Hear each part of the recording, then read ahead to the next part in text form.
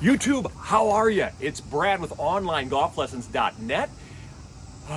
I have to do a bunch of yard work in what feels like about 85 degrees, very muggy in the tropics, but many of you up north are not feeling sorry for me. Please feel sorry that I have tons of yard work to do.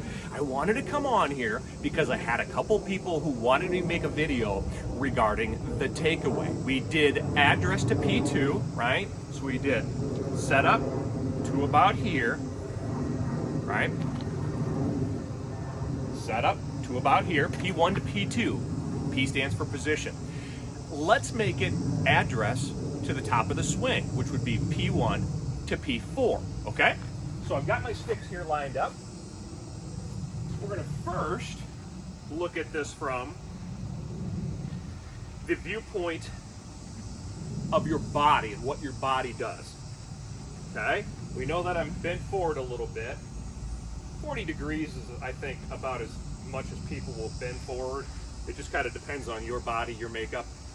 Just make sure that you bent forward a little bit, tush is sticking out, flexing the knees. I like bowed knees slightly, and I like slightly flared feet for joint and health safety.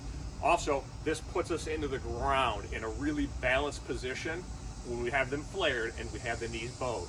Get your Zach Johnson on with the setup. Shaft leaning forward. Now, here's what the body does. The left shoulder moves on a downward trajectory. We all know that by now. And then at some point, usually about P1.5 or P2-ish, you start to see the trail hip turning, which will make that trail leg extend. That opens up more degrees of freedom for movement, and there's where we get our 90 degrees, okay? So we've got the shoulder moving downward, we've got the trail leg straightening, and the hip turning back. This is a wonderful drill. Just feeling that. Feel as if your head's on the wall when you're doing that. From this angle,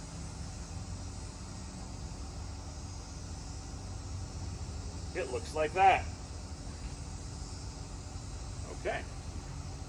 So P1, address, weight forward, feet flared, feet bowed. Pretty quiet from P1 to P2. And we need to make sure the club doesn't get behind us. Once we get from P1 to P2 is where we're going to see more shoulder down, facilitated by straightening of the trail leg to open up that hip joint. There we are.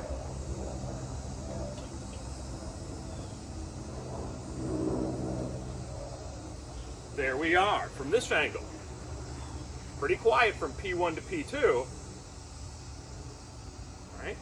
But now I don't have the flexibility. Most people don't. Almost nobody does, right? Nobody possesses the flexibility from here really to get much ascent of that club head or get the shoulder to go down more unless that trail leg is straightened. And that's how we're able to turn. Traditional instruction was keep the knee kicked in, and that's how you moved here because you couldn't turn anymore and your arms came off your chest, right? Over the top slicers because we had no depth, no angular momentum. P1, P2, trail leg, allowing the hip to turn and the shoulder to continue down. There's P4. In the next video, we'll talk about the top of the swing and the transition. So to kind of be maybe a P3 or P4 to like P7 impact. But it's very critical to understand that your arms aren't really doing anything other than your elbows are squeezed together so you have a critical arm-torso connection. About all you're doing is upward cocking this around P2, right? And we'll keep an eye to make sure that when we do that, we don't have too much cupping or extension in the lead wrist. Oh man, being in a good position at the top of the swing makes golf so much easier. I hope you enjoyed the video. Please hit like, please hit subscribe. If you have questions or comments, you know where to put them. I would love to make a video for you. We need new topics to talk about. Otherwise, I'm just going to keep hitting the same ones, give you different feels, different commands. I want to keep this swing super easy, but if you have questions about your golf game or a general question at all or a video someone else made on YouTube, let me know. I'll give you my take on it, okay?